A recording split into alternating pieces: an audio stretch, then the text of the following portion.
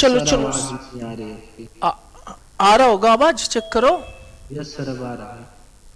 तो ऐसा आ मत रही है। बोलो। हाँ आ रहा है, आ रहा है ना आवाज सबका। Yes sir. चलो लेट्स स्टार्ट। ये में साहब लोग, आ रहा है। Android, Blue World, blue dot, कौन है ये? हो सकता है कोई भी, चलो कोई बात पुनीत नहीं। आवाज आ रही है। ये सर मोहित है जो चलो मेरे साथ। चलो आ जाओ सीएम साहब लोग, फटाफट क्या करते हैं हम आ लोग, रही है। बेसिक वाले फटाफट एक बार क्या करते हैं, रिवाइज कर ले, फिर आगे हम लोग कंटिन्यू करते हैं।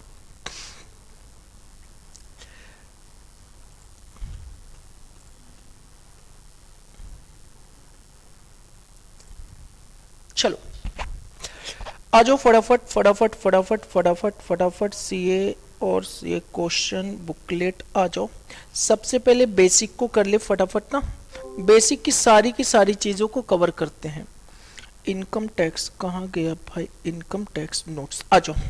बताना लास्ट टाइम तक हम लोग ने कवर कर लिया था, क्या कवर कर लिया था बताना, लास्ट टाइम हम लोग का हो गया था डेफिशिएंसी तक। Sir tax liability, deficiency. Tax liability compute करना हो गया था हम लोग का, रिबेट हो गया था, और साथ में क्या बताया गया था, दैट इज व्हाट, डिफिशियंसी। बताना रिबेट और डिफिशियंसी में एक कॉमन चीज है, ये केवल और केवल किस बंदे को अवेलेबल होगा, द बंदा विल बी रेसिडेंट। हमारा क्या होना जरूरी है, रेसिडेंट होना जरूरी है। अगर रेसिडेंट नहीं है तो उसको रिबेट भी नहीं मिलेगा, और साथ में डिफिशियंसी वाले कंसेप्ट भी एप्लीकेबल नहीं होगा। लेकिन हाँ अगर रिबेट की हम बात करें तो रिबेट में रेसिडेंट के साथ एक और कंडीशन, इंडिविजुअल होना चाहिए और टोटल इनकम उसकी does not exceed rupees how much, 5 lakh नहीं होनी चाहिए। हाँ लेकिन उसको जो मैक्सिमम रिबेट मिलेगा वो मैक्सिमम कितना मिल जाएगा, 12,500। लेकिन रिबेट की अमाउंट को हम कभी भी LTCG 112A के टैक्स के अगेंस्ट में क्लेम नहीं कर सकते। मतलब इस पर अगर कोई टैक्स कंप्यूट किया गया है तो रिबेट अवेलेबल नहीं होगा, रिबेट अवेलेबल नहीं होगा, रिबेट अवेलेबल नहीं होगा। नेक्स्ट बताना, अगर डिफिशियंसी की बात करूं तो कंसेप्ट ऑफ डिफिशियंसी, डिफिशियंसी का कंसेप्ट हमारा कब आएगा, डिफिशियंसी का कंसेप्ट कब आएगा बताना, डिफिशियंसी का कंसेप्ट कब आएगा, ये पॉइंट आपको ध्यान से कवर करना पड़ेगा। डिफिशियंसी हमारा कब आ जाएगा बताना, डिफिशियंसी कब आएगा बच्चा लोग, जब जब इनकम बेसिक जब एग्जाम्पशन लिमिट हमारी से कम हो। नॉर्मल इनकम क्या हो जाएगा, ज्यादा हो जाएगा, नॉर्मल इनकम क्या हो जाएगा, ज्यादा हो जाएगा। अगर हम कम कह रहेगा सकते ना हैं कि सर। क्या कह सकते हैं हम लोग कि नॉर्मल इनकम हमारी, एक मिनट एक मिनट,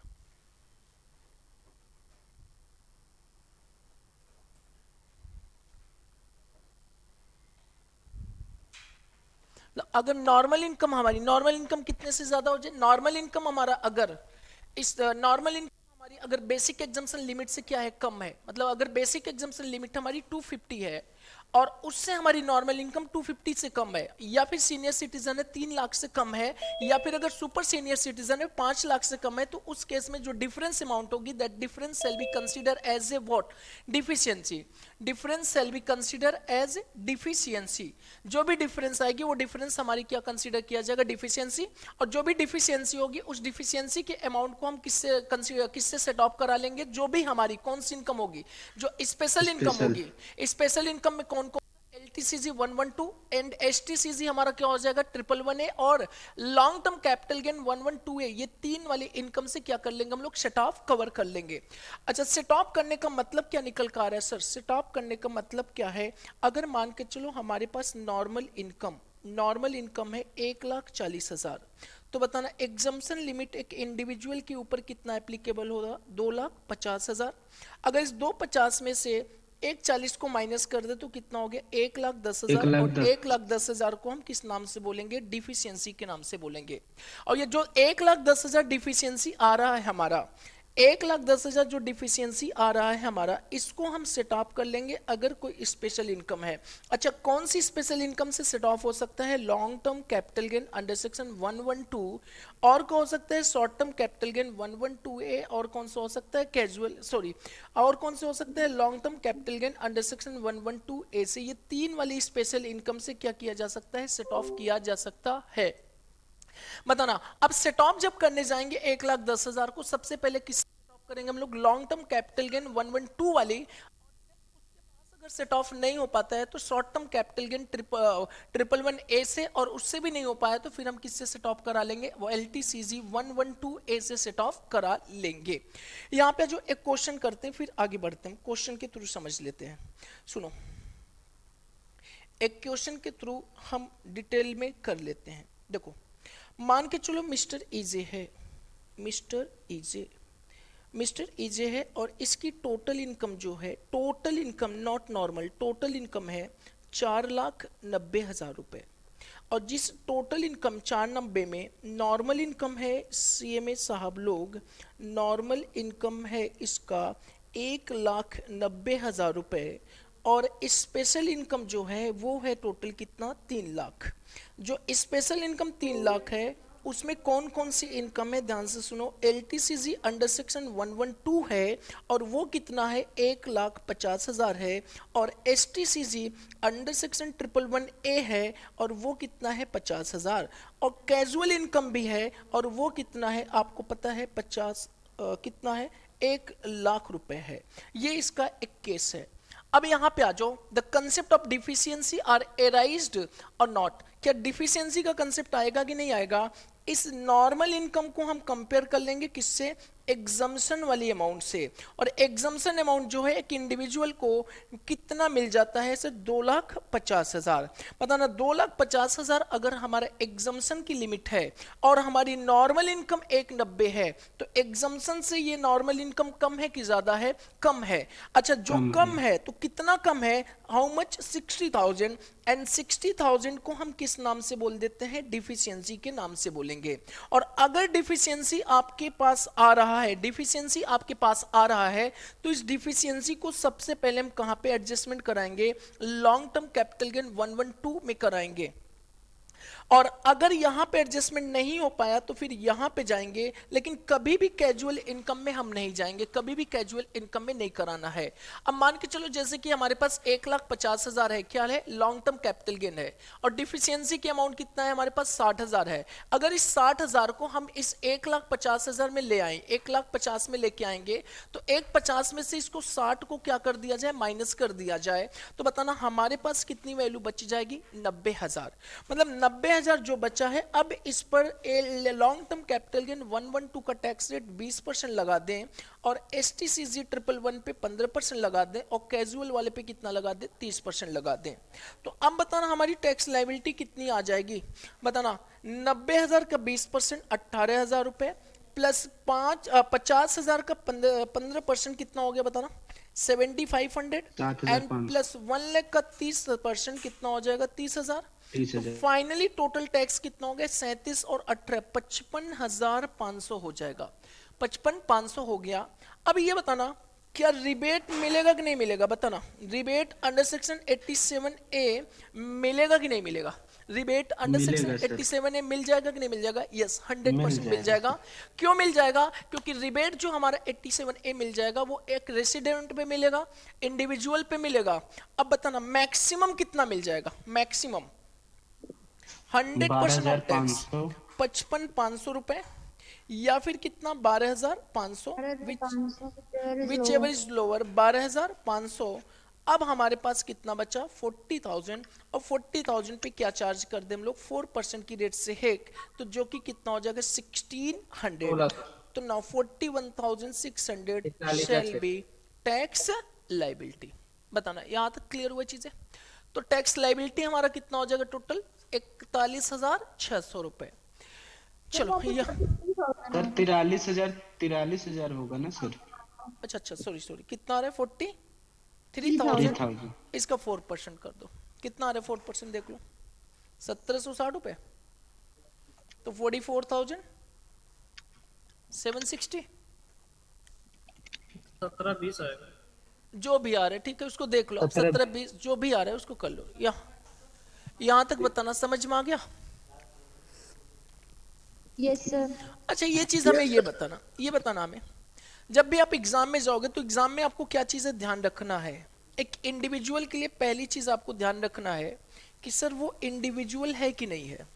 दूसरी चीजें आपको ध्यान रखना है रेसिडेंट है कि नॉन रेसिडेंट है। अगर वो रेसिडेंट है तो दो चीजें और ध्यान रखना है। एक तो ध्यान रखना है रिबेट अंडर सेक्शन 87A मिलेगा कि नहीं मिलेगा, और दूसरी चीजें आपको देखना है कि डिफिशियंसी का कंसेप्ट आने वाला है कि नहीं आने वाला है। अगर ये चीजें आपको वेनेवर टैक्स लाइबिलिटी, जब भी टैक्स लाइबिलिटी कंप्यूट करने की बात आएगी, हमेशा और हमेशा एक इंडिविजुअल के लिए आपको ये चीजें ध्यान रखना पड़ेगा। यहां तक समझ में आ गया? बताओ नेक्स्ट आ जाओ, सीए और सीएमए साहब लोग आ जाओ फटाफट। इसके बाद हम लोग कवर कर लेते हैं क्या, मार्जिनल रिलीफ और सरचार्ज की बातें करते हैं। देखो सरचार्ज हमारा क्या कहता है, सरचार्ज इंडिविजुअल हो, एचयूएफ हो, एओपी हो, बीओआई हो या फिर एजेपी है, अगर इसकी टोटल इनकम 50 लाख रुपए तक है तो कोई भी सरचार्ज नहीं आएगा। लेकिन अगर 50 लाख से ज्यादा है और 1 करोड़ रुपए तक है तो सरचार्ज का रेट कितना रहेगा, 10%। और सरचार्ज हमेशा किस पे कंप्यूट किया जाता है, टैक्स अमाउंट पे। लेकिन सरचार्ज लगाने के लिए आपको क्या चेक करना पड़ेगा, इनकम चेक करना पड़ेगा। नेक्स्ट बताना, अगर 1 करोड़ से ज्यादा है और 2 करोड़ रुपए तक है तो सरचार्ज का रेट कितना हो जाता है, 15% ऑन टैक्स अमाउंट पर। और अगर 2 करोड़ से ज्यादा है, 5 करोड़ रुपए तक है तो 25% हो जाएगा ऑन टैक्स अमाउंट पर। और अगर 5 करोड़ से ज्यादा है तो 37% हो जाएगा ऑन टैक्स अमाउंट पर। ये बताना, ये एक सरचार्ज का रेट है, किसके लिए है, इंडिविजुअल, एचयूएफ, एओपी, बीओआई और एजीपी के लिए है। लेकिन इसके साथ कुछ कंडीशन भी है कि अगर टोटल इनकम जो आ रहा है, जो ये लिमिट हम लोग चेक करने जा रहे हैं, इस टोटल इनकम में किसी भी बंदे के पास अगर डिविडेंड की इनकम है, डिविडेंड है, या फिर कौन सी इनकम है, एलटीसीजी अंडर सेक्शन 112A है या एसटीसीजी 111A है, तो उस केस में मैक्सिमम सरचार्ज 15% लगेगा on tax amount of such income. जो ये 3 तरह की इनकम आई है, जो 3 इनकम आई है, इस पर जो अमाउंट पे जो भी टैक्स बना है उस पर हमारा कितना होगा, 15% की रेट से सरचार्ज मैक्सिमम लगाई जाएगी। तो इसका मतलब अगर किसी बंदे की टोटल इनकम 2 करोड़ के ऊपर जा रहा है, 2 करोड़ के ऊपर जा रहा है, लेकिन उस 2 करोड़ के ऊपर में ये 3 इनकम है, ये जो 3 इनकम है, ये 3 इनकम जो है, इस 2 करोड़ में ये 3 इनकम अगर छिपा हुआ है तो इस 3 इनकम पे जो भी टैक्स बनेगा उस पे 15% ही आपको लगाना पड़ेगा। यहां तक क्लियर हुआ चीजें? मतलब यहां पे क्या कि अगर टोटल इनकम में किसी भी पर्सन के टोटल इनकम में अगर ये 3 इनकम है, अगर ये 3 इनकम है किसी भी पर्सन की टोटल इनकम में, तो उस केस में इस 3 इनकम की टैक्स अमाउंट पे मैक्सिमम सरचार्ज का रेट कितना लगेगा, 15% लगेगा। उससे ज्यादा इस इनकम की टैक्स पे सरचार्ज का रेट कुछ भी नहीं लगने वाला है, 15% से ज्यादा नहीं लगेगा। यहां पे आ जाओ, एक एग्जांपल बताना बच्चा, सुनो सुनो सुनो सुनो सुनो, सीएमए वालों,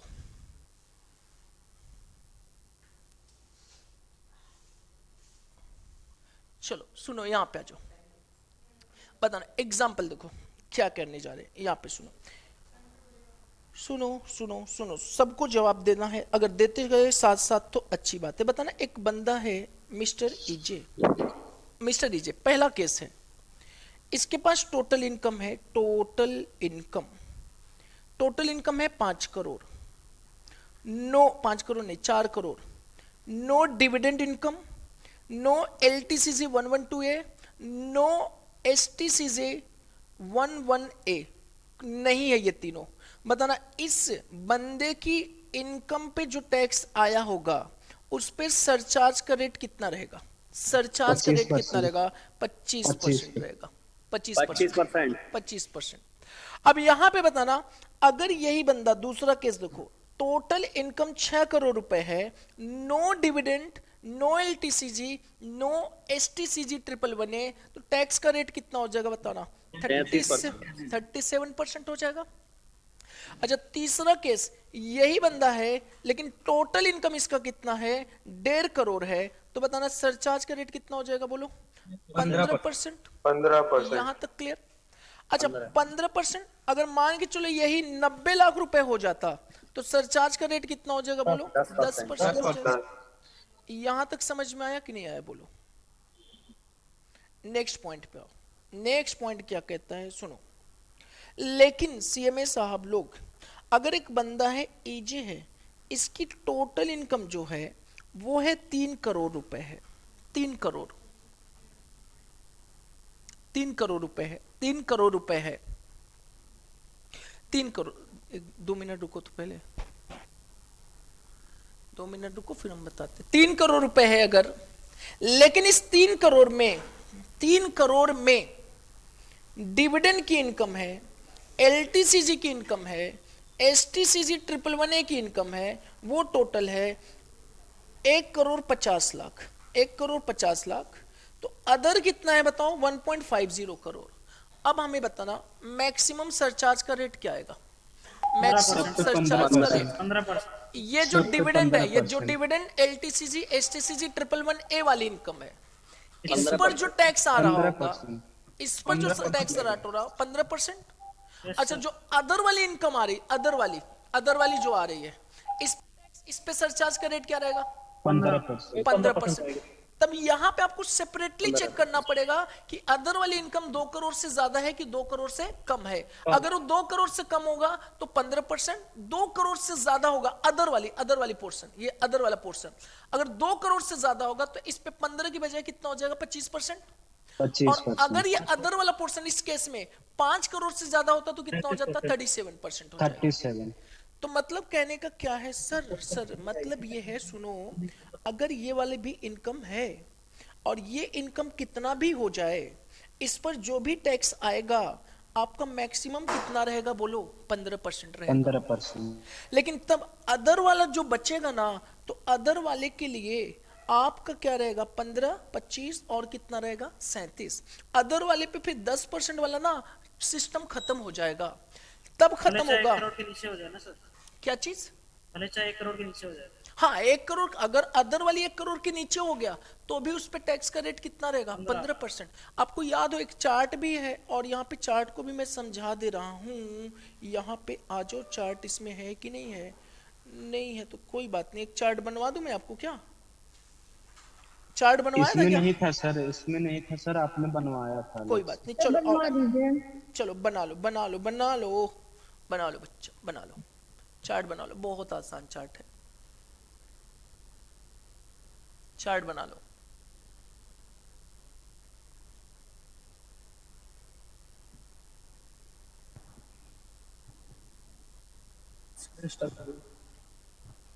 एक मिनट, चलो हाँ बना लो चार्ट। सुनो, बना दो ना चार्ट? चलो बना लो। लिखो, if total income, if total income दो पार्ट में, इंक्लूडिंग कौन सी इनकम बोलो? डिविडेंड। और कौन सी इनकम आ जाएगी? LTCG 112A, STCG 111A, including dividend, LTCG और 112A। इसको चार्ट बनाया, कैसे बनाया?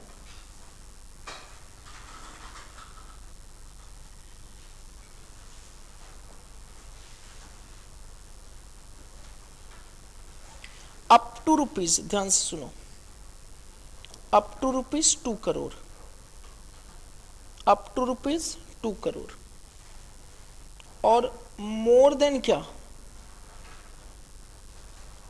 2 crore, up to rupees 2 crore, और मोर देन क्या बोलो ना?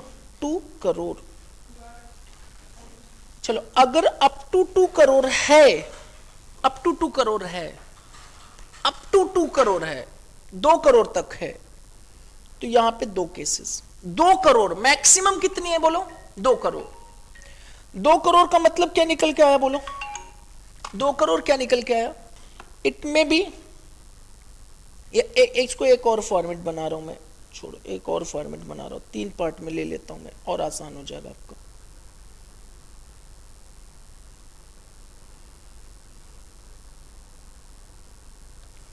बताना, above 50 lakhs but less than या up to, but up to 1 crore, अगर 1 करोड़ तक है तो सरचार्ज का रेट कितना रहेगा बोलो?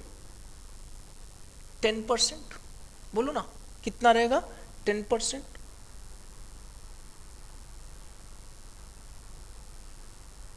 और अगर ये अमाउंट हमारा कितना हो जाए, एबव कितना हो जाएगा बोलो? एबव 1 करोड़ और अप टू कितना रहेगा? 2 करोड़। इंक्लूडिंग डिविडेंड की बात हो रहा है। Above 1 crore up to 2 crore है तो हमेशा सरचार्ज का रेट कितना रहेगा बोलो? 15%। लेकिन अगर 2 करोड़ से ज्यादा हो गया, 2 करोड़ से ज्यादा, अब यहां पे चेंजेस करना पड़ेगा। 2 करोड़ से ज्यादा है, 2 करोड़ से ज्यादा है तो you have to again divided into 2 part. 2 crore से ज्यादा है, मोर देन 2 करोड़, तो पहला up to 2 crore, up to 2 crore, वो तो ऊपर वाले में ही आ जाएगा। More than 2 crore, more than 2 crore, more than 2 crore, more than 2 crore, तो सरचार्ज ऑन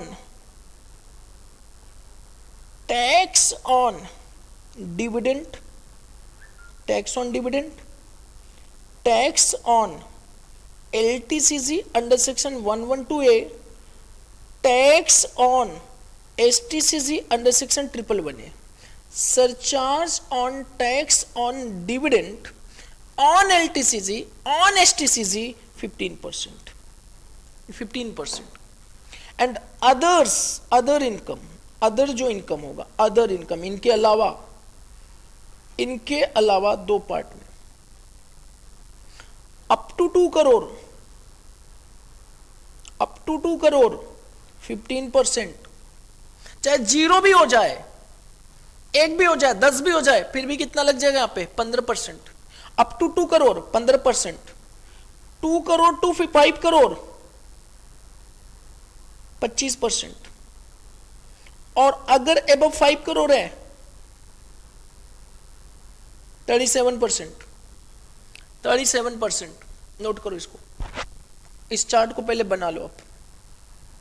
इस सरचार्ज का है फॉर द इंडिविजुअल केस, बनाओ सभी लोग।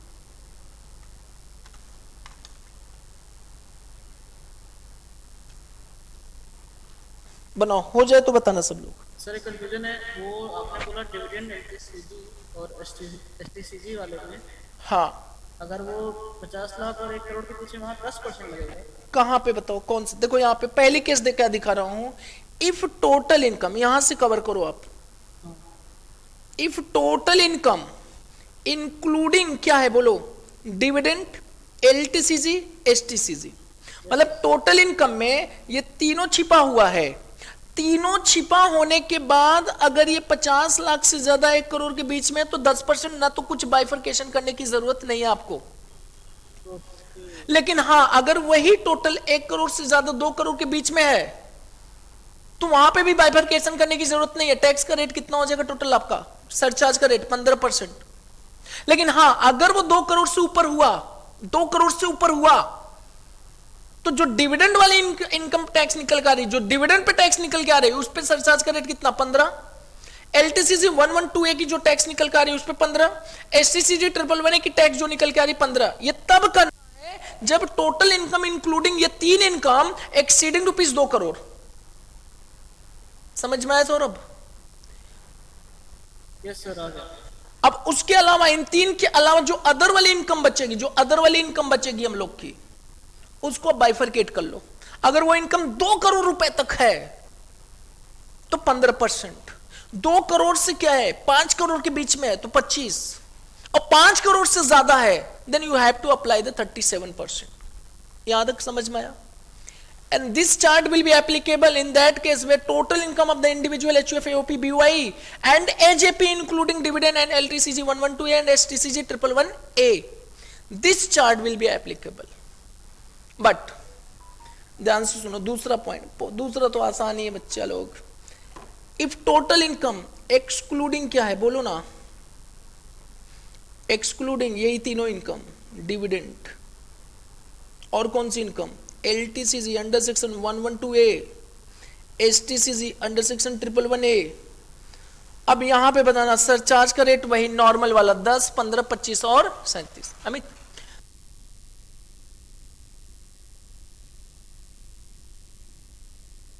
25, 37 वाले लग जाएंगे। यहां तक समझ में आया कि नहीं आया बोलो, नोट कर लो। चलो निकलना तुम।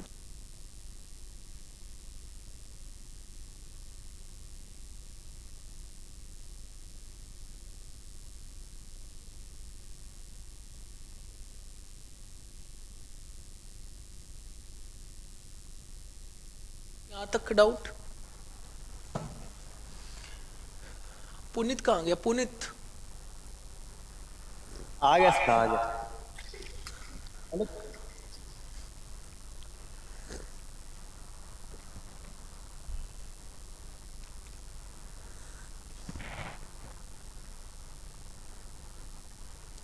और PDF भेज दीजिएगा बेसिक्स के। बेसिक थी ना, हाँ।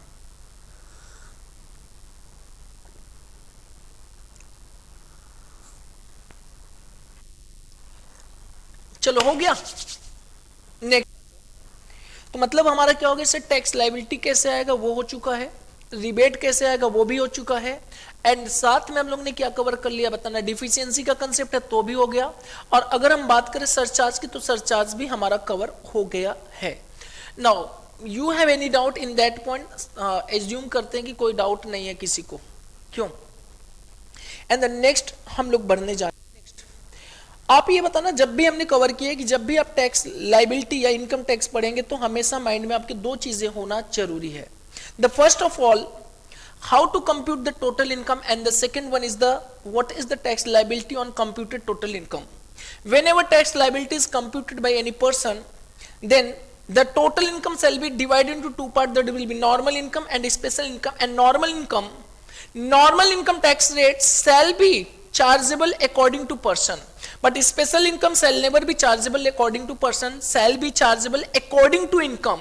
If you have income of the casual income, that special tax rate will be 30%, and when your special income is long term capital gain under section 112, the tax rate shall be 20%. If the long term capital gain 111A tax rate, that will how much, 10%, but after exempting rupees how much, 1 lakh, and the short term capital gain under section 1111A, then tax का rate कितना, 15% हो जाएगा। बताना बच्चे यहां तक clear है? सारा चीजें कर लिया था। नाउ नेक्स्ट आते हैं, that is the most important things, taxation of dividend.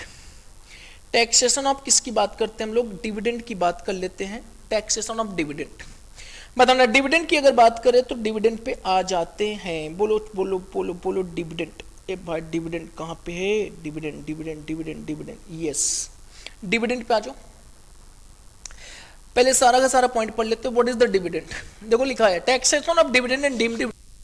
Dividend is a distribution of profit by a company to its shareholder. Dividend is income for the shareholder, and dividend include final dividend and interim dividend. मतलब dividend is nothing, it is the distribution of profit, any profit distributed by the company to the shareholder, that will be known as what, dividend. और अगर ये dividend आपका distribute किया जा रहा है तो दो तरह के डिविडेंड हो सकते हैं, एक फाइनल डिविडेंड और दूसरा कौन सा हो सकता है, इंटरिम डिविडेंड। फाइनल डिविडेंड और इंटरिम डिविडेंड में डिफरेंस क्या? फाइनल डिविडेंड हमारा क्या सबसे पहले प्रपोज किया जाएगा और देन डिस्ट्रीब्यूट किया जाएगा, एंड इंटरिम डिविडेंड हमारा क्या हो जाएगा सर, उसी साल में प्रपोज भी होगा और उसी साल में क्या किया जाएगा, डिस्ट्रीब्यूट भी कर दिया जाएगा। Whenever any dividend amount is received to any share holder during the previous year shall be taxable. Shall be taxable, किसी भी प्रीवियस ईयर को अगर डिविडेंड रिसीव्ड हो रहा है ड्यूरिंग द प्रीवियस ईयर, वो डिविडेंड क्या हो जाएगा हमारा, टैक्सेबल हो जाएगा। डिविडेंड टैक्सेबल हो जाएगा। यहां पे देखो क्या लिखा है, point number 4, as per the recipient share holder such dividend is taxable in the hand of share holder from previous year 2021 की प्रीवियस ईयर से जो भी डिविडेंड, जितना भी डिविडेंड मिल रहा है शेयर होल्डर को कंपनी से, वो सारा का सारा टैक्सेबल हो जाएगा।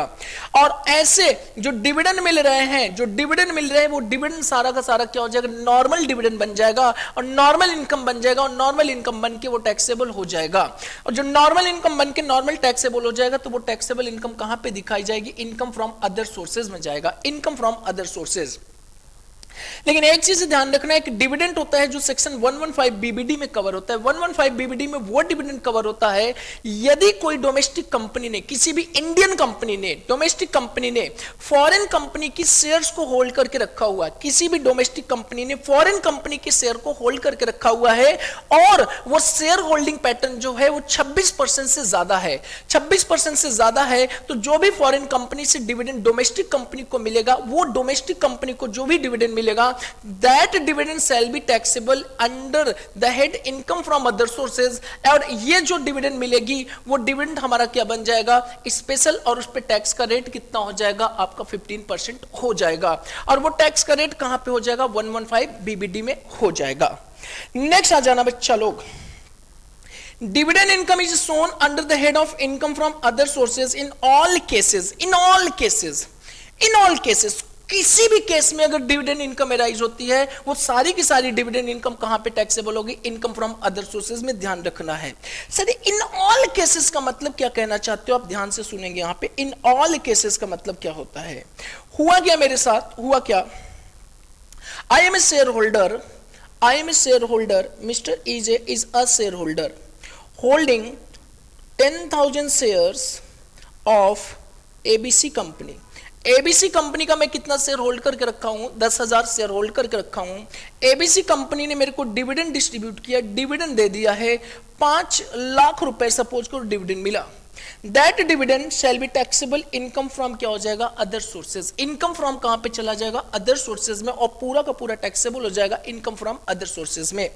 लेकिन एक चीज ध्यान रखना है कि अगर मान के चलो मैं ईजे हूं और मैं क्या करता हूं, शेयर ब्रोकर हूं, मैं शेयर ब्रोकर हूं और मैं शेयर को क्या करता हूं, as a stock in trade रखा हूं, मतलब शेयर को और डिबेंचर को, सारी की सारी सिक्योरिटी को मैं as a stock in trade रखा हूं। और हुआ क्या, ड्यूरिंग द प्रीवियस ईयर में मेरा कोई भी शेयर्स बिक नहीं पाया, या कुछ शेयर्स बिका और प्रीवियस ईयर के एंड में हमारा shares as a stock in trade रह जाता है। और फिर अचानक से कंपनी ने क्या किया, जो शेयर मेरे पास स्टॉक इन ट्रेड में पड़ा हुआ था, जो शेयर्स हमारे पास स्टॉक इन ट्रेड में पड़ा हुआ था, कंपनी ने मेरे को उस शेयर स्टॉक इन ट्रेड के बदले में डिविडेंड दे दिया। बताना ये डिविडेंड जो मेरा आया है, इंटेंशन हमारा इन्वेस्टमेंट नहीं था, बल्कि ये शेयर को बेचना था, और शेयर को बेचने की वजह से मेरे को डिविडेंड मिल गया। तो सर ये डिविडेंड तो हमारी पीजीबीपी में जाएगी, नहीं जी नहीं, ये पीजीबीपी में नहीं जाएगा, बल्कि ये भी डिविडेंड हमारा कहां पे जाएगा, आईएफओएस में ही जाएगा।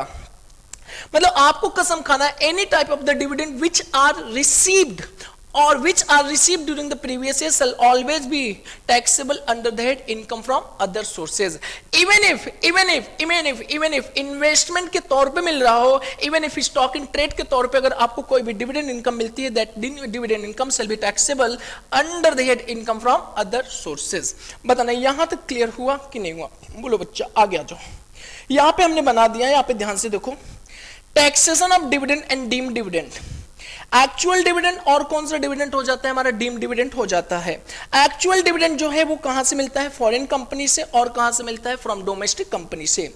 अगर ये फॉरेन कंपनी से मिलता है तो 115 बीबीडी में भी आएगा और 115 बीबीडी में आएगा, अदर देन 115 बीबीडी आएगा। जो अदर देन 115 बीबीडी है और जो आपका डीम्ड डिविडेंड है, वो सारा का सारा कौन सी इनकम मानी जाएगी, नॉर्मल इनकम मानी जाएगी, और टैक्सेबल भी हो जाएगा। कहां पे टैक्सेबल होगा, आपका इनकम फ्रॉम अदर सोर्सेज, और उस पर टैक्स का रेट क्या लगाया जाएगा, नॉर्मल टैक्स रेट लगाया जाएगा। अगर मान के चलो एक पार्टनरशिप फर्म को किसी भी कंपनी से डिविडेंड मिला है तो उस पर नॉर्मल टैक्स का रेट पार्टनरशिप फर्म का 30% से टैक्सेबल होगा। अगर एक इंडिविजुअल को मिला है तो 0 to 250 वाले स्लैब में आ जाएगा, और लोकल अथॉरिटी को मिला है तो 30% की रेट से हो जाएगा। और अगर एक कंपनी को कंपनी से डिविडेंड मिला है तो जो कंपनी को मिला है उसको भी 30% या 25% वाला टैक्स रेट हो जाएगा। और एक फॉरेन कंपनी को भी डिविडेंड मिला है जो टैक्सेबल इंडिया में हो रहा है तो उस पर भी टैक्स का रेट 40% हो जाएगा। जो नॉर्मल टैक्स रेट होता है एक पर्सन का, उसके अकॉर्डिंग डिविडेंड को टैक्सेबल करेंगे। लेकिन अगर फॉरेन कंपनी से कोई डिविडेंड मिलता है तो एक केस में आपका वो 115 बीबीडी बनता है और 15% की टैक्स रेट से होगा। वो कौन सा केस है, यहाँ पे देखो, एक इंडियन कंपनी है, ये इंडियन कंपनी है, इसने शेयर लेके रखा हुआ है, इंडियन कंपनी ने शेयर लेके रखा है, किसका लेके रखा है, फॉरेन कंपनी का। कितना होल्ड किया है, 26% या उससे ज्यादा होल्ड करके रखा हुआ है, और फॉरेन कंपनी ने इसको क्या दे दिया है, डिविडेंड दे दिया है। तो ये जो इंडियन कंपनी को डिविडेंड मिला है ना, वो डिविडेंड हमारा 115 बीबीडी में आएगा और 15% की रेट से टैक्स लगाया जाएगा। लेकिन 115 बीबीडी आपका केवल और केवल कंपनी पे एप्लीकेबल है, individual HUF AOP, BOI firm, LLP और लोकल अथॉरिटी पे एप्लीकेबल नहीं है।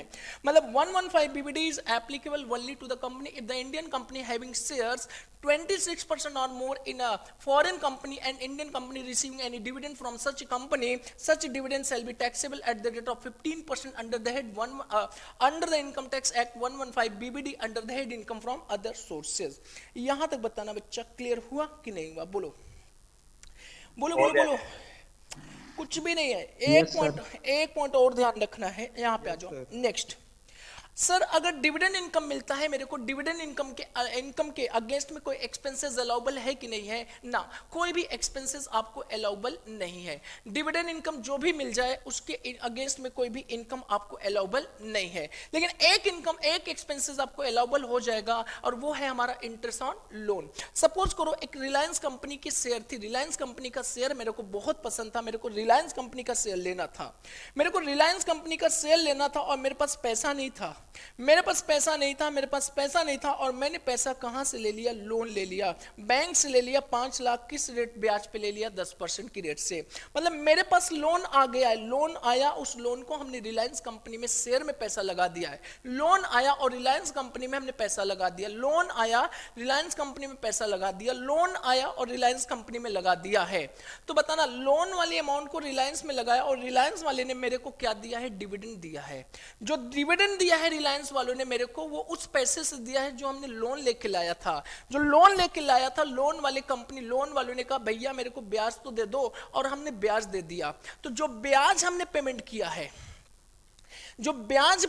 है, लोन लेने के रिस्पेक्ट में जो ब्याज पेमेंट किया है, उस ब्याज के रिस्पेक्ट में मेरे को क्या मिल जाएगा? सर इंटरेस्ट का क्या मिल जाएगा? बेनिफिट मिल जाएगा। और 57 जाएगा। सेक्शन 57 में मेरे को एक डिडक्शन मिल जाएगा और डिडक्शन की अमाउंट किससे ज्यादा नहीं होना चाहिए, वो होना चाहिए 20% ऑफ अमाउंट ऑफ डिविडेंड या फिर interest expenses related to dividend whichever is lower. मतलब अगर मैं कह दूं, सुनो, मैं कह दूं, क्या कह दूं, सर मैंने लोन लिया है, कितना लिया है? 5 लाख। इस लोन पर ब्याज का रेट कितना था? 10% था। तो बताना मेरे को 1 साल के बदले में ब्याज कितना देना पड़ेगा? 50,000। और इस 5 लाख को हमने रिलायंस कंपनी में लगाया और कंपनी ने मेरे को डिविडेंड दिया है, 1 लाख रुपए डिविडेंड दिया। तो बताना क्या मेरे को एक्सपेंसेस अलाउबल होगा कि नहीं होगा? यस, अलाउबल हो जाएगा। कितना होगा? इस डिविडेंड की रकम का 20%, 20,000 रुपए या फिर 50, विच एवर इज क्या हो जाएगा? बोलो, लोअर हो जाएगा। इन दोनों में जो कम होगा वो आपको एक्सपेंसेस के तौर पे डिडक्शन सेक्शन 57 में अलाउबल हो जाएगा। तो यहां पे देखो क्या लिखा हुआ है, allowable interest expenses are deduction in respect of dividend income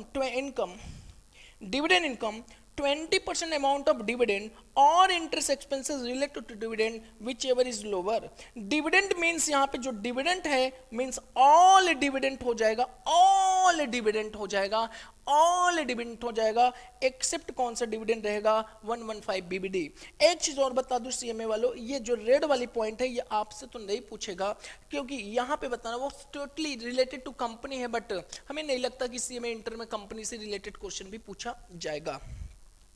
यहां पे आ जाओ, इसी पे 1-2 क्वेश्चन और करते हैं फिर आगे बढ़ते हैं। सुनो, अरे बोलो ना, अगर लग रहा है कि सर फास्ट चल रहे तो बताओ, आराम से चलता हूं, बोलो। बहुत फास्ट है। नहीं सर, समझ नहीं आ रहा। क्या चीज? बहुत फास्ट चल रहा है।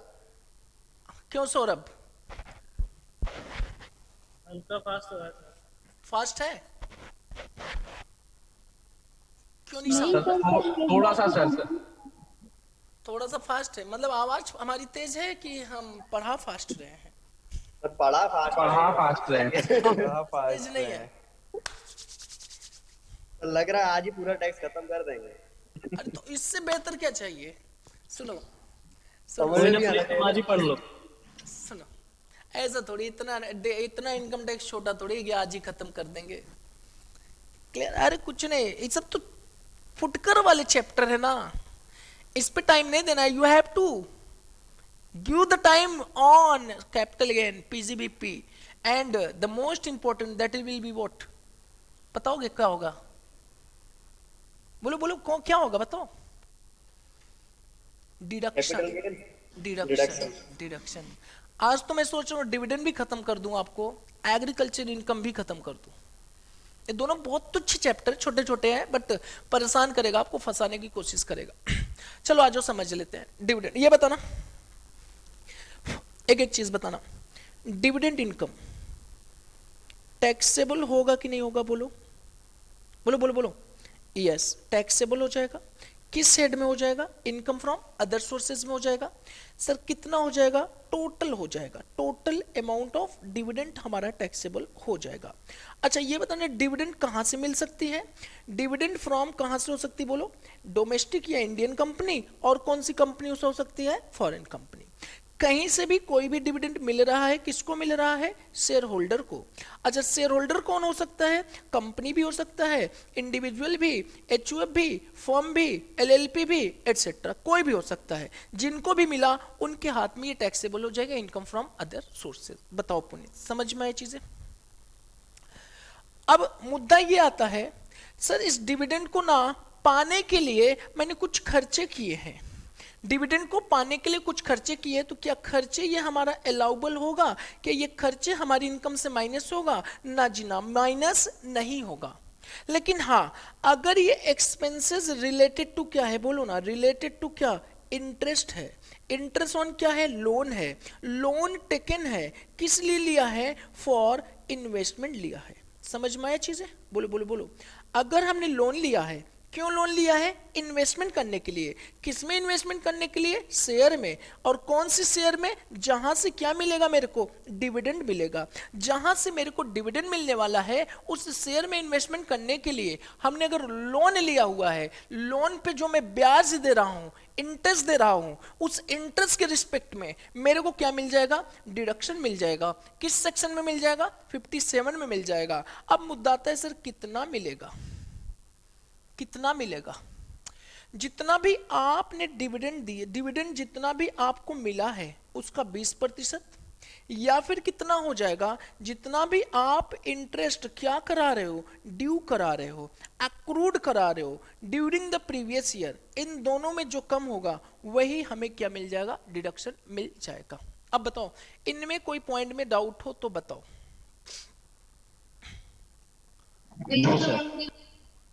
अब यहां पे आ जाओ, सर ये वाली चीजें हमें बता दो, कैलकुलेट करना, यही तो हमारा दिक्कत है। बोलो, what is the my previous year? 1 अप्रैल 2021, और एंड कहां पे होगा? बोलो 31 मार्च 2022 पे हुआ। 31 मार्च 2022 पे प्रीवियस ईयर हमारा 21-22 है, और एंड कहां पे हो जाएगा बताना? 22 में। अब हुआ क्या? सुनो, पहला केस, हमने लोन यहां पे लिया, लोन कितना लिया? बोलो ना, 5 लाख। किस रेट से लिया? 10% की रेट से। इस 5 लाख के साथ क्या किया? इन्वेस्टमेंट कर दिया। कहां पे इन्वेस्टमेंट कर दिया? एबीसी में कर दिया। एबीसी की किस में किया? एबीसी की शेयर में कर दिया है। कितना किया? पूरा 5 लाख कर दिया है। तो बताना, देयर आर 2 ट्रांजेक्शन और नॉट? यस। पहली ट्रांजेक्शन लोन लेने की, दूसरी ट्रांजेक्शन इन्वेस्टमेंट करने की। पहली ट्रांजेक्शन लोन लेने की, दूसरी ट्रांजेक्शन इन्वेस्टमेंट करने का।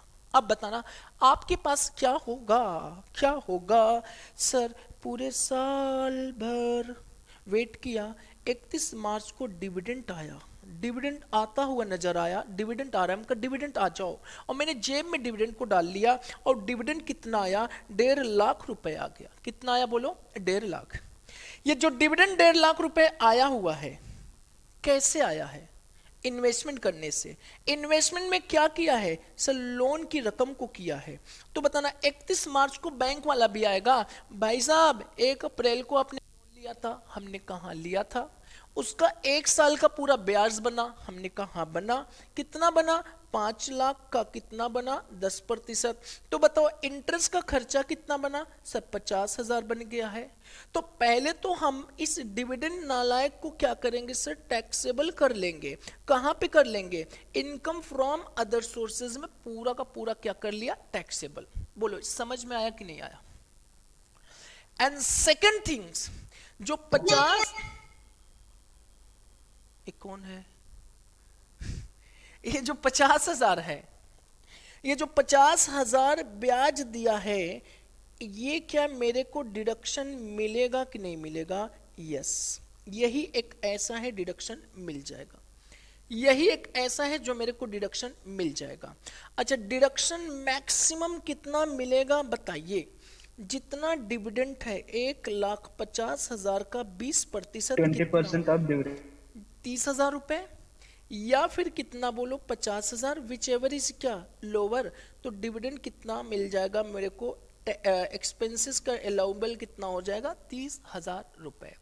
तो नेट टैक्सेबल डिविडेंड अमाउंट कितना होगा sir? 1,50,000 income minus 30,000 deduction, net taxable कितना हो जाएगा? 1,20,000। बोले यहां पे किसी को डाउट है? बताइए, बोलो बोलो। No sir, no sir, no sir. No sir. अच्छा, अब यहां पे सुनो दूसरा केस। ये केस समझ में आया? दूसरा केस समझो। प्रीवियस ईयर 1 अप्रैल 2021 है, एंड कहां पे होता है? 31 मार्च 2022 को। 31 मार्च 2022 को हमने 5 लाख रुपए लोन ले लिया 1 अप्रैल को 10% की रेट से, मगर इन्वेस्टमेंट हमने 1 अप्रैल नहीं किया। हमने इन्वेस्टमेंट किया 1 जून 2021 को इन्वेस्टमेंट किया। इन्वेस्टमेंट कितना कब किया? 1 जून 2021 को। 1 जून 2021 को हमने इन्वेस्टमेंट कर दिया। कितने रुपए इन्वेस्टमेंट कर दिया? पूरा का पूरा 5 लाख। अब मेरे को ना यहां पे जो मिला है डिविडेंड, कितना मिला डिविडेंड? डिविडेंड कितना मिला बच्चा? 1.5 लाख रुपए मिल गया। My question, what amount should be claimed as deduction? What amount should be claimed as deduction in respect of the interest on loan taken for investment? What amount should be deduction? What amount should be claimed as deduction? Claimed as deduction बताइए। claimed as deduction 30,000। कितना? 30,000 sir. 30,000। 30,000। अब बोलो बोलो बोलो बोलो बोलो, गलत होगा या सही होगा? उसके अलावा कुछ नहीं होगा। एग्जाम में गलत करने से फायदा है कि यहां पे गलत कर लो जितनी गलतियां करनी है। बताओ बताओ। 30,000। दिमाग की नसों को खींचो, फाड़ना नहीं खींचना है। बताओ डिडक्शन कितना आएगा? सुनो ए भाई सुनो। 25,000 सर, 25,000। 25,000। बताना 20% ऑफ क्या? डिविडेंड। बोलो ना कितना अमाउंट हुआ? 30,000। या फिर इंटरेस्ट अमाउंट कितना? 5 लाख का 10%, यही कहोगे आप? हाँ, लेकिन लोन के अमाउंट को कब इन्वेस्टमेंट किया था? बोलो ना। 1 जून को। तो ब्याज यहां से यहां तक वाला लेना है आपको। तो बताना कितने महीने हुआ? अप्रैल में 2 महीने। 10 मंथ। 10/12 कितना आया है सर? कितना आया क्या? 50 डिवाइड बाई 12 इंटू 10। किसी ने सही जवाब नहीं दिया है, केवल एक बच्चे को छोड़ करके। बताना विच एवर इज लोअर कितना आया? 30,000। 30,000। समझ में आया कि नहीं आया? यस सर, आया। किसी आ को? गया। Okay yes. यहां पे आओ। ओ सुनो सब, बोलो ना मेरे को। हमने कहा तीसरा केस सुनो, दुनिया का तीसरा केस सुनो। 1 अप्रैल क्या है बोलो ना, 21 है। एंड कहाँ पे होगा, अरे 31 बोलते मार्च नहीं, 22। 22 में एंड हो जाएगा। Okay sir. पता है आपको, पता है मैंने यहाँ पे लोन ले लिया, कितना लिया, 5 लाख, 10% की रेट से लोन। इस लोन को क्या किया मैंने, यहाँ पे ही इन्वेस्टमेंट कर दिया। देखते हैं कौन जवाब देता है। इन्वेस्टमेंट कर दिया 10 लाख, हाँ 10 लाख। घर में भी पैसा था, लोन वाला भी पैसा मिला के हमने इन्वेस्टमेंट कर दिया। यहाँ पे मेरे को डिविडेंड मिला। हाँ बोलो बोलो सर, डिविडेंड बोलो आप। हमने कहा डिविडेंड मिला। डिविडेंड जो मिला है मेरे को, डिविडेंड जो मिला है मेरे को, वो है कितना, 1.5 लाख रुपए। मेरा क्वेश्चन है, what amount should be claimed as deduction, what amount should be claimed as deduction? 30,000 ही आएगा। 40,000 ही आएगा, बोलो।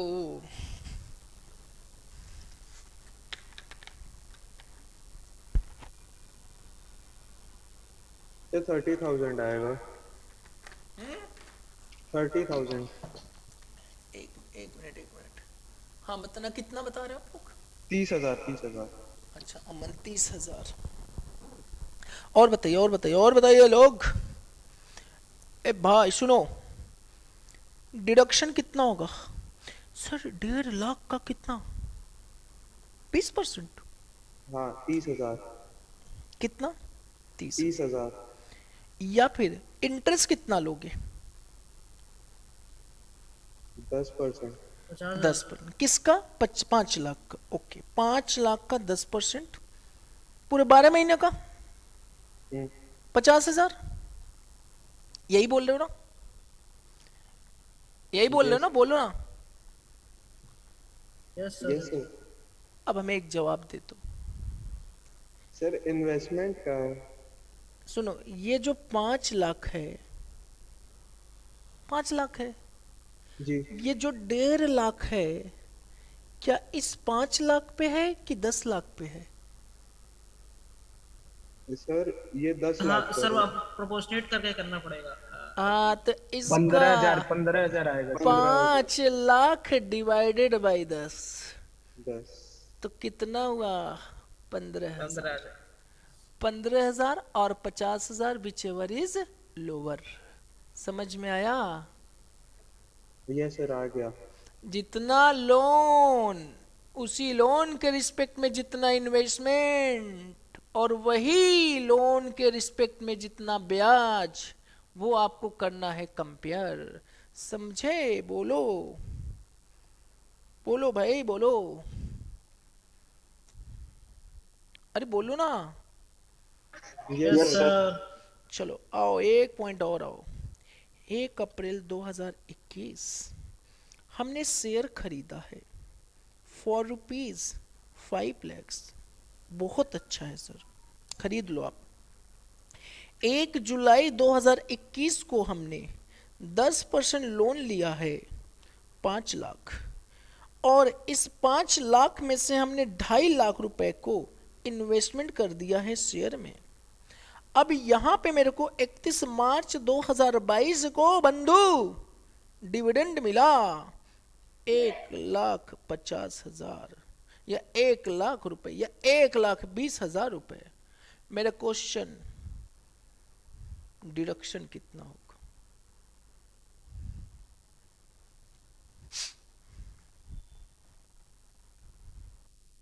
डिडक्शन कितना होगा?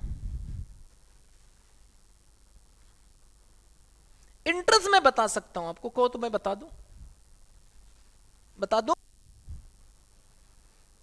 डिडक्शन कितना होता है सर? 20% of dividend, sir 24,000। या फिर क्या हो जाएगा, interest amount, whichever is क्या हो जाएगा, लोअर हो डिविडेंड कितना जाएगा। लिखे हैं सर? डिविडेंड 1,20,000 है। बोलो इंटरेस्ट अमाउंट, मैं बता सकता हूं आपको इंटरेस्ट कितना होगा। बोलो आप 5 लाख इंटू क्या करोगे, 10%, इंटू Yes, क्या sir. करोगे, इंटू क्या करोगे, यहां से यहां तक का मंथ ले लोगे। सर 12,000 आएगा। सर 12,000 आएगा। ठीक, 12,000। ठीक, अब ये बताओ 5 लाख का 10% इंटू यहां से यहां तक का ले लिया, 9/12 कर दिया, यस सर। कितना आया ये? 37,500। 37,500। 37,500 क्या ये इंटरेस्ट आएगा कि नहीं आएगा? आएगा। नहीं नहीं, आएगा, नहीं आएगा सर, आधा आएगा इसका। क्योंकि हमने तो 5 लेकर इन्वेस्टमेंट कितना किया है, 2.5 लाख। 2.5 तो लाख। मतलब 1/2 ही आएगा ना भाई, 18,750। 18,750। अब डिविडेंड की अमाउंट बताओ कितना लेंगे, डिविडेंड की अमाउंट। 24,000। डिविडेंड मिला कितना है मेरे को, 1,20,000। 1,20,000। 2.5 लाख के रिस्पेक्ट में 60,000 मिले। 2.5 लाख के रिस्पेक्ट में कितना है, 12,000। 60,000 60,000 मिला है सर।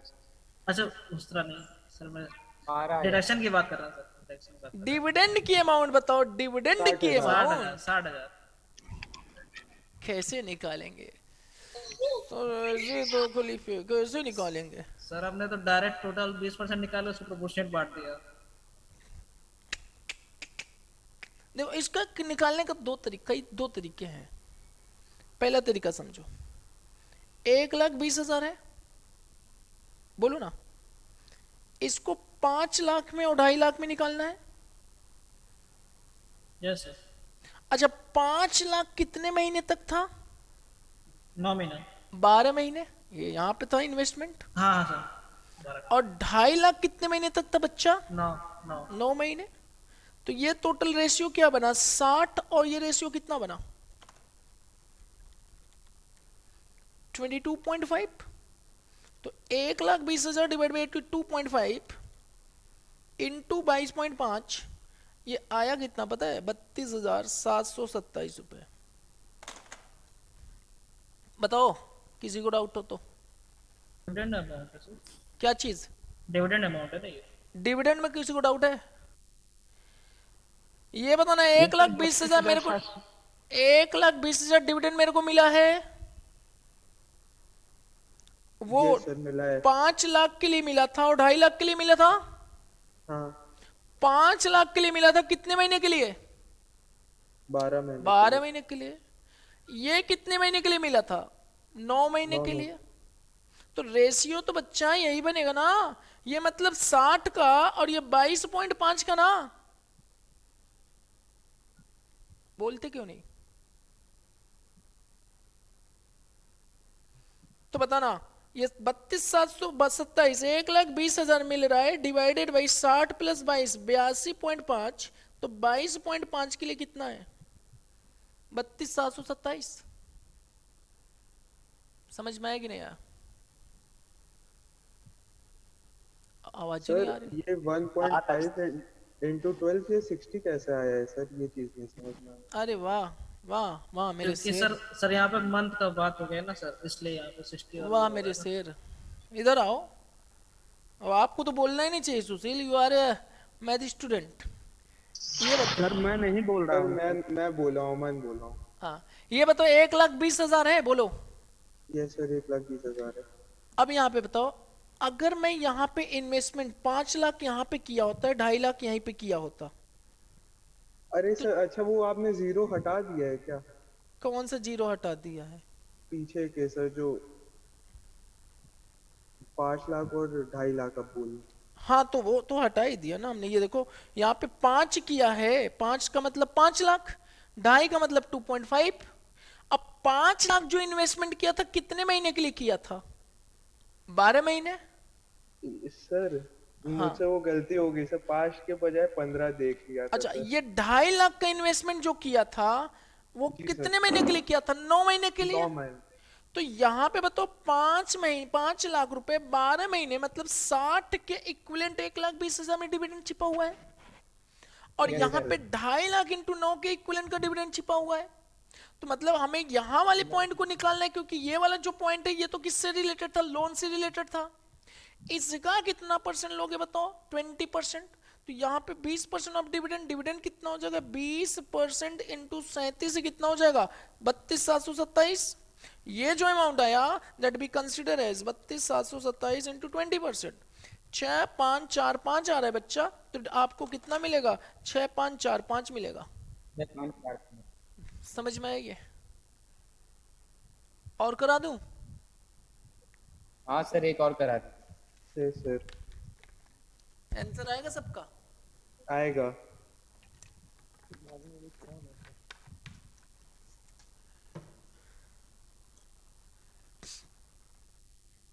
चलो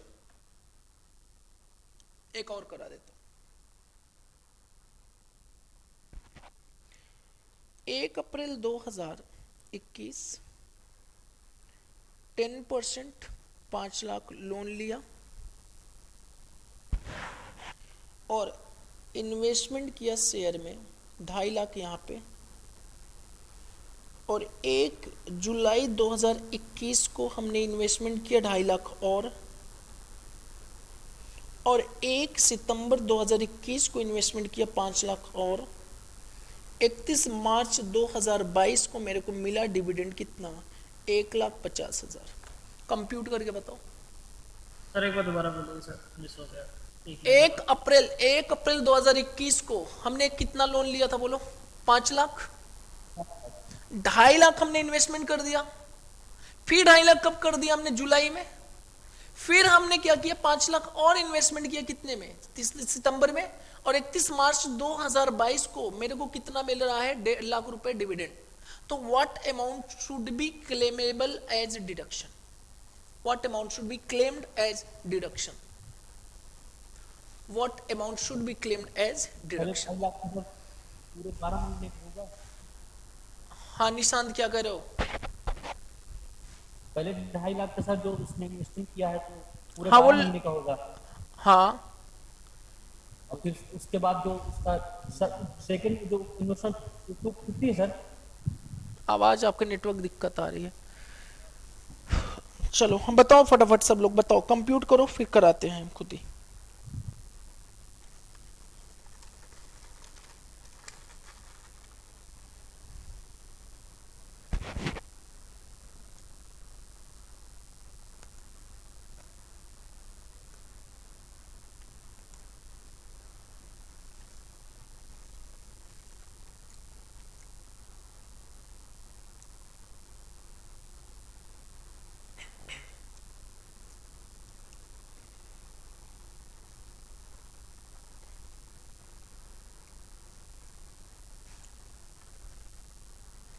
क्यों अमित?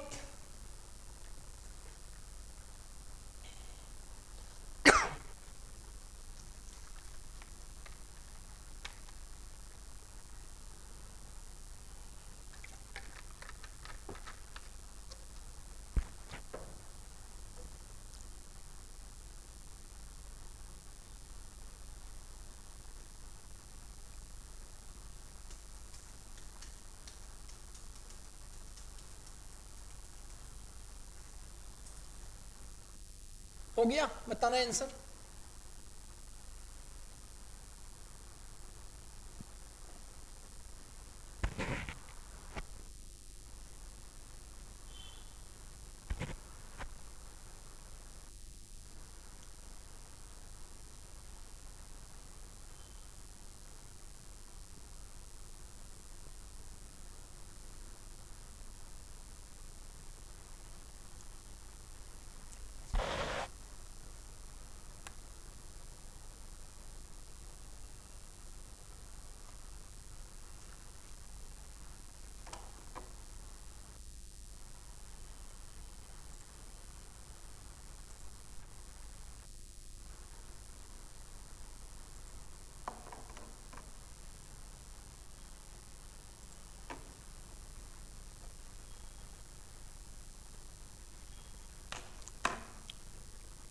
बताना हो गया?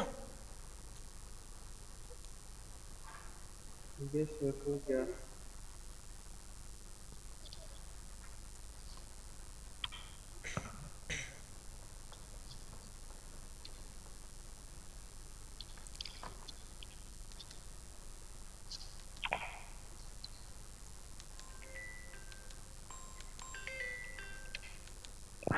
सर 28,125 नहीं नहीं नहीं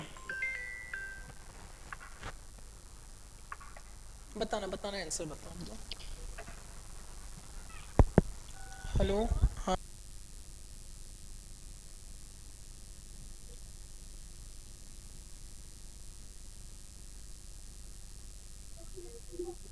सर 30,000 आएगा।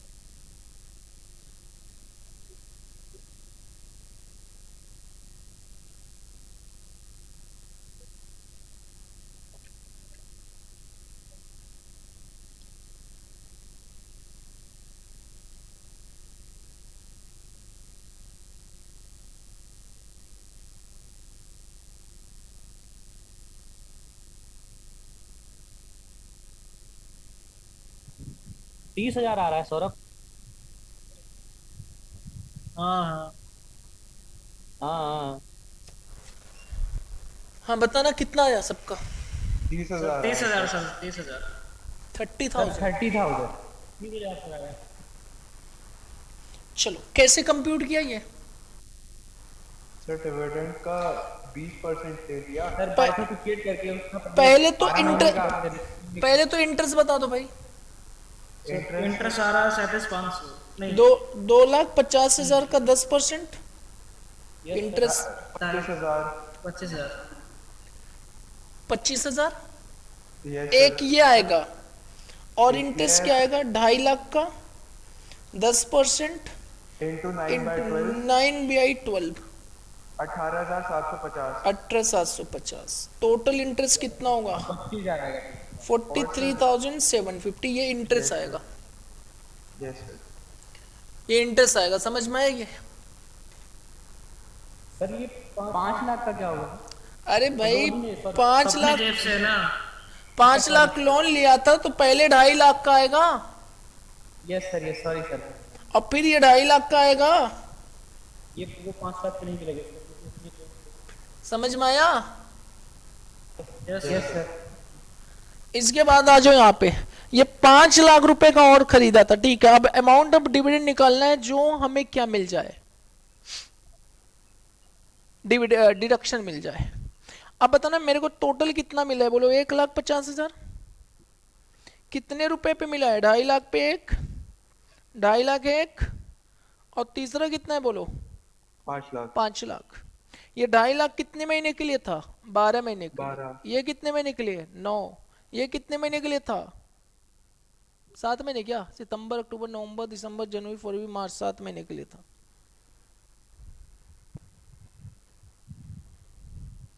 समझ में आया ये। अरे ये 2.5 लाख 12 महीने के लिए था इन्वेस्टमेंट। ये 2.5 लाख 9 महीने के लिए इन्वेस्टमेंट था और ये 5 लाख 7 महीने के लिए इन्वेस्टमेंट किया था। तब जाके मेरे को कितना मिला है 1.5 लाख बोलो ना। Yes sir. तो this is how much 2.5 lakh into 12 मतलब ये 0 हटा दो ना 4 4 और 4 इधर से हटा दो तो 12 इंटू 25 कितना हो गया 300। ये 2,225 हो गया ना। ये 350 हो गया बच्चा। तो now what will be the this इसके लिए कंप्यूट कर लो 1,50,000 इंटू 300 डिवाइडेड 300 प्लस 225 प्लस 3 6 2 875 और इसके लिए कितना 1,50 इंटू 225 डिवाइड बाई 875। बस यही था जो लोन लेके आपने इन्वेस्टमेंट किया था 2.5 बताना। और यही हमारा डिविडेंड पोर्शन आएगा कितना आ गया ये 1.5 लाख डिवाइड बाई 875 इंटू 300 51,429 रुपए 51,428। और 29 कर दो 1,50 divide by 875 into 225 38,571 total dividend in respect of the loan amount taken from the bank. The amount will be 38,571 plus 51,429 is equal to how much 90,000। 90,000। तो 90,000 का कितना होना चाहिए बोलो ना 20% बच्चा 18,000 विच एवर इज लोअर कितना हो गया 18,000 रुपए। समझ में आया कि नहीं आया। अरे बोलो ना अरे बोलो ना। सर आंसर ही गलत आ रहा तो गलत है। आंसर हाँ सर आंसर गलत आ रहे हैं। किसका आंसर गलत आ रहा है तो मेरा तो मेरा भी। और करा दूं? चलो अब बहुत हो गया, नहीं तो डिविडेंड में उलझ जाओगे आप सभी लोग। बस करिए सर। क्या बस करे? डिविडेंड। क्या बस करें बोलो। मार्जिन रिलीफ बाकी सर अभी। बाकी ये कंसेप्ट समझ में आया कि नहीं आया इंटरेस्ट का? कैसे इंटरेस्ट कब मिलेगा, कितना मिलेगा? मार्जिन आ गया सर। समझ में आ गया? बोलो बोलो बोलो, समझ में आया कि नहीं आया? यस सर, आ गया। अब आ जाओ फटाफट, डीम डिविडेंड करते हैं, उसके बाद खत्म करते हैं। डिविडेंड, डिविडेंड बताना, जितना भी डिविडेंड किसी से भी मिलेगा हमारा सारा का सारा क्या हो जाएगा? टैक्सेबल हो जाएगा। लेकिन एक हमारा केवल और केवल डिविडेंड का क्या मिल जाएगा? डिडक्शन मिल जाएगा। और वो भी कौन सा? बोलो बोलो, कौन सा मिलेगा?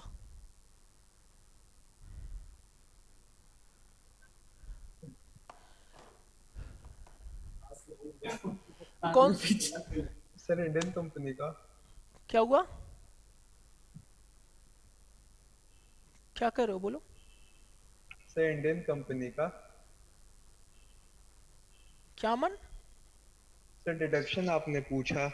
हाँ डिडक्शन, पता ना, डिडक्शन केवल एक ही मिलेगा अगर हमने कोई भी लोन अमाउंट को लेके रखा हुआ है, उस लोन को इन्वेस्टमेंट कर दिया, उस इन्वेस्टमेंट की रकम से डिविडेंड मिला, और उस डिविडेंड पे, डिविडेंड के रिस्पेक्ट में ही हमें क्या मिलेगा? डिडक्शन मिलेगा। और वो भी वो जो लोन पे हमने क्या पे करने जाना है? इंटरेस्ट पे करना है। नेक्स्ट आते हैं डीम डिविडेंड। डीम डिविडेंड हमारा क्या कहता है? Section 222A, 222B, 222C, 222D and 222E, जिसमें से केवल एक इंपॉर्टेंट है, 222E की बात करता है। 222A अगर हम बात करें, 222A की अगर बात करें तो हमारा सबसे पहले इसमें आ जाता है कि कोई भी अगर एसेट्स को डिस्ट्रीब्यूट किया जा रहा है शेयर होल्डरों को, तो वो सारा का सारा जो एसेट्स कैश या काइंड में दिया जा रहा है वो क्या हो जाएगा? हमारा डीम डिविडेंड मिल जाएगा। To the extent of accumulated profit, और accumulated profit include capitalized profit also।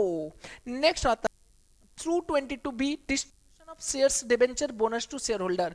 अगर कोई भी शेयर्स या डिबेंचर का डिस्ट्रीब्यूशन किया जा रहा है, या bonus to preference share holder, bonus to debenture अगर फ्री में दिया जा रहा है, तो जितने की भी वैल्यू का बोनस शेयर दिया जा रहा है shall be taxable as a deemed dividend to the extent of accumulated profit, and accumulated profit include capitalized profits as well as other than capitalized profit। लेकिन अगर bonus share equity share holder को दिया जा रहा है तो deemed dividend नहीं माना जाएगा, नहीं माना जाएगा। लेकिन अगर बोनस शेयर हमारा प्रेफरेंस शेयर को दिया जा रहा है तो वो डीम डिविडेंड बन जाएगा। 222C, अगर लिक्विडेशन के समय कोई भी एसेट्स को डिस्ट्रीब्यूट किया जा रहा है, वो चाहे कैश में हो या काइंड में, वो भी हमारा क्या बन जाएगा? डीम्ड डिस्ट्रीब्यूशन बन जाएगा। अगर कोई शेयर कैपिटल में रिडक्शन हो रही, वैल्यू में रिडक्शन हो रही, तो जितनी वैल्यू रिड्यूस किया जा रहा है वो भी हमारा क्या बन जाएगा? डीम डिविडेंड बन जाएगा। जो कि मोस्ट इंपॉर्टेंट है 222E, loan and advance by closely held company.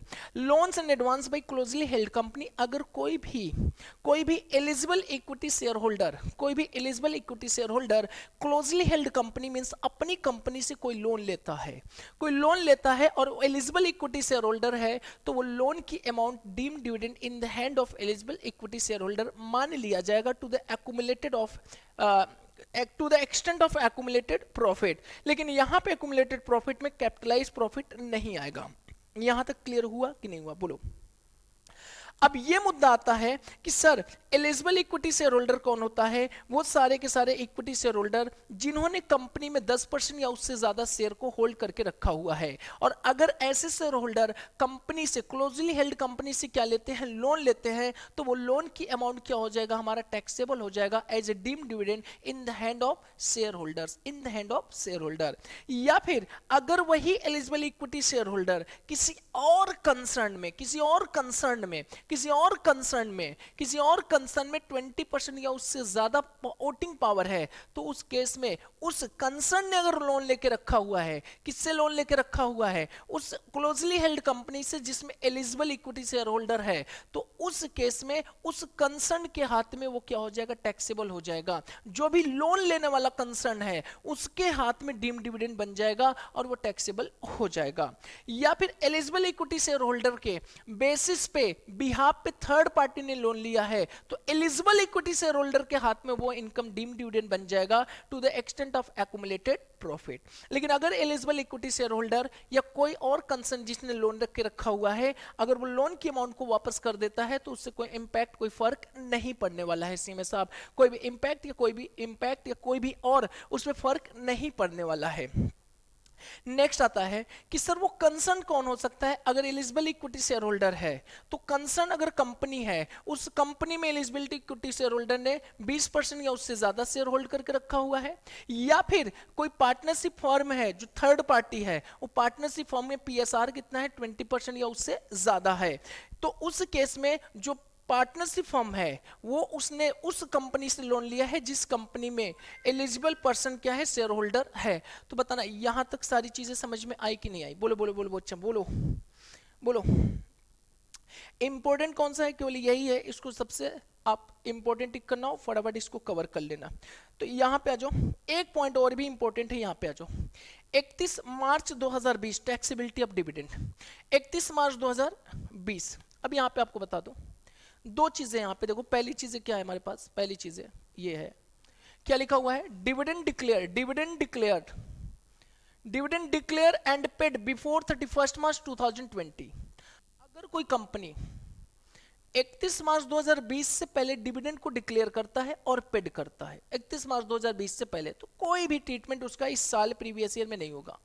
लेकिन ध्यान रखना है, अगर 31 मार्च 2020 से पहले कोई डिविडेंड क्या हो चुका था, यहां पे देखो डिक्लेयर हो चुका है, dividend declare before 31 March 2020 but क्या, बट पेड आफ्टर 31 मार्च 2020। तो ये बताना, एक कंपनी में मैं शेयर होल्डर हूं, ये कंपनी, इस कंपनी में मैं शेयर होल्डर हूं, इस कंपनी ने 31 मार्च 2020 के पहले डिविडेंड डिक्लेयर कर दिया, लेकिन दिया नहीं है, दिया कब? 21-22 में मेरे को वो डिविडेंड दिया है, तो वो जो डिविडेंड 21-22 में मिल रहा है मेरे हाथ में, वो तभी टैक्सेबल होगा जब वो डिविडेंड की रकम 10 लाख से ज्यादा होगी। 10 लाख से जितना ज्यादा होगा तो ज्यादा वाली हमारी टैक्सेबल होगी, और वो भी टैक्स का रेट कितना उस पे लगेगा? 10% लगेगा। टैक्स का रेट वो भी कितना लगेगा? 10% लगेगा। तो हम कह सकते हैं if any share holder received any dividend which had been declared before 31 March 2020 but received after 31 March 2020, तो जब उसको रिसीव्ड हो रहा है तो शेयर होल्डर के हाथ में तभी वो टैक्सेबल है जब वो 10 लाख से ज्यादा है, और वो अमाउंट टैक्सेबल होगा जो 10 लाख से जितना ज्यादा होगा, जितना ज्यादा होगा, और उस ज्यादा वाली रकम पे टैक्स का रेट कितना होगा आपका? 10% होगा, उससे ज्यादा नहीं लगाई जाएगी। सुनो, 31 मार्च 2020 से पहले कंपनी एबीसी थी, उसने मेरे को 5 लाख रुपए डिविडेंड डिक्लेयर किया था 19 में, मिला मेरे को कब? 21-22 में मिलता है, तो बताना टैक्सेबल हो जाएगा कि एग्जम्प्ट हो जाएगा पूरा का पूरा? 5 लाख है, 5 लाख एग्जम्प्ट होगा कि टैक्सेबल हो जाएगा? अरे बोलो तो, एग्जम्प्ट हो जाएगा। टैक्सेबल तब होगा जब वो 10 लाख से क्या होगा, बोलो? ज्यादा होगा। 10 लाख से ज्यादा होगा। अभी तो पूरा का पूरा क्या हो जाएगा? एग्जम्प्ट हो जाएगा, क्योंकि 10 लाख से कम है। अच्छा, 2018-19 में डिक्लेयर किया था 18 लाख रुपए, मिला कब? 21-22 में, तो बोलो ना क्या होगा? 8 लाख टैक्सेबल। टैक्सेबल हो जाएगा कितना? 10 लाख से ज्यादा। 10 लाख से ज्यादा कितना? 8 लाख। किस रेट से टैक्सेबल होगा, बोलो? टैक्सेबल किस रेट से होगा? 10% की रेट से। 10%, 15 नहीं, 10%। नीचे लिखा हुआ है, नीचे लिखा हुआ है, नीचे वाला पॉइंट पढ़ना है। ये देखो लिखा है, dividend is was exempt in the hand of share holder under section 1034 up to 10 lakh and excess 10 lakh is taxable in the hand on share holder at the rate of 10% under section 115 BBDA। समझ में आया कि नहीं आया, बोलो? Yes. Now the dividend portion हमारा खत्म हुआ। एक बार और फटाफट क्या करते हैं, जो रिवाइज किया, जितना भी कवर किया उसको रिवीजन बताना। अगर मैं टैक्स लायबिलिटी की बात करूं तो टैक्स लायबिलिटी जब भी कंप्यूट करेंगे तो टोटल इनकम को 2 पार्ट में डिवाइड करेंगे, एक नॉर्मल हो जाएगा, दूसरा क्या हो जाएगा? स्पेशल। नॉर्मल इनकम पे जो टैक्स का रेट आएगा अकॉर्डिंग टू पर्सन, इंडिविजुअल है तो अलग है, फर्म है तो अलग है, कंपनी है तो अलग है, एओपी है तो अलग है, और लोकल अथॉरिटी है तो अलग टैक्स रेट लगेगा। लेकिन स्पेशल इनकम जो है, उस स्पेशल इनकम पे टैक्स का रेट हमेशा क्या रहेगा? सेम रहेगा, कांस्टेंट रहेगा। मतलब अगर लॉन्ग टर्म कैपिटल गेन 112 है तो 20%, और short term capital gain 111A है तो 15%, और लॉन्ग टर्म 112A है तो 1 लाख से ज्यादा वाले पे 10% रख जाएगा। और कैजुअल इनकम है तो 115 बीबी की रेट से, बीबी की रेट से कितना लग जाएगा आपका? 30% की रेट से लग जाएगा। बताना सरचार्ज की बात करूं तो बताना, अगर पार्टनरशिप फर्म एलएलपी है, लोकल अथॉरिटी है, कोऑपरेटिव सोसाइटी है, अगर 1 करोड़ से ज्यादा टोटल इनकम है तो सरचार्ज का रेट कितना रहेगा? 12% रहेगा। नेक्स्ट बताना, अगर मैं किसकी बात करूं, कंपनी की बात करूं तो डोमेस्टिक कंपनी है, सरचार्ज का रेट कितना रहेगा? 5%, कितना रहेगा बताना? 7% और 12%। फॉरेन कंपनी है तो कितना रहेगा आपका? 2% और 5% रहेगा। अगर नॉर्मल टैक्स रेट की बात करूं तो कंपनी है तो 25% और 30%। 30% नॉर्मली है, 25% डोमेस्टिक कंपनी को उस केस में है जब उस कंपनी की 2019-20 में अगर उसकी turnover up to rupees how much 400 crore है तो। नेक्स्ट इंडिविजुअल में तो बच्चा उसको कोई है ही नहीं, वो तो रट्टा मार लिया, 250 250 टू 5 5 टू 5 10 10 एबव, मतलब कितना? नील 5%, 5%, 20% और 30%। नेक्स्ट बताना, इसके अलावा रिबेट का कंसेप्ट देखना है जो कि ध्यान से करना रहता है, साथ में डिफिशियंसी का कंसेप्ट होता है जो कि एग्जाम में भूल जाया करते हैं। नेक्स्ट आता है डिविडेंड, दो तरह की होती है, एक डीम डिविडेंड, एक एक्चुअल। एक्चुअल है तो टैक्सेबल हो जाएगा भाई, डीम डिविडेंड है तो you have to consider 222A है, 222B है, 222C है, 222D है, 222E है। इंपॉर्टेंट इसमें कौन ई वाला, साथ में एक एक्सपेंसेस देखना पड़ता है, मैक्सिमम 20% ऑफ द डिविडेंड या फिर interest related to such investment amount whichever is lower हो जाएगा। यहाँ बताना सारी चीजें कर, बोलो बोलो बोलो। एक बार रिबेट का थोड़ा कंडीशंस बता दिए, मतलब रिबेट हमने 5 लाख इंडिविजुअल रिबेट का कंडीशन पहला क्या है? इंडिविजुअल होना चाहिए, दूसरा रेसिडेंट होना चाहिए, तीसरा तीसरा तीसरा तीसरा 12,500 से ज्यादा, सॉरी टोटल इनकम कितनी होनी चाहिए? 5 लाख, इससे ज्यादा नहीं होनी चाहिए। यहाँ तक क्लियर हुआ? बोलो। Okay sir. अच्छा, साथ में रिबेट किस वाली इनकम की टैक्स पे नहीं मिलने वाला है? 112A पे अगर कोई टैक्स लाइबिलिटी आ रहा है तो उसके अगेंस्ट में कोई रिबेट आपको नहीं मिलने वाला है। यहाँ क्लियर? और डिफिशियंसी का हमारा सेट ऑफ केवल किससे नहीं होगा? कैजुअल इनकम से नहीं होगा, बाकी टैक्स लाइबिलिटी, बाकी टैक्सेबल इनकम से डिफिशियंसी सेट ऑफ कर लिया जाएगा। यहाँ तक क्लियर हुआ चीजें? बोलो। Yes sir, yes. अच्छा नेक्स्ट, कल एक चीज ध्यान रखो, आज कंटिन्यू करें, कल कर लेंगे हम लोग। सर कल एक काम करना, कल एग्रीकल्चर इनकम एक बार ध्यान से करके आना आप लोग। अच्छा, एग्रीकल्चर इनकम अगर कर लो तो पूरी की पूरी जो टैक्स लाइबिलिटी की ना कंसेप्ट है वो सब कवर हो जाएगा, क्योंकि डिविडेंड वाला इसलिए करा दिया क्योंकि डिविडेंड रिलेटेड टू सरचार्ज होता है।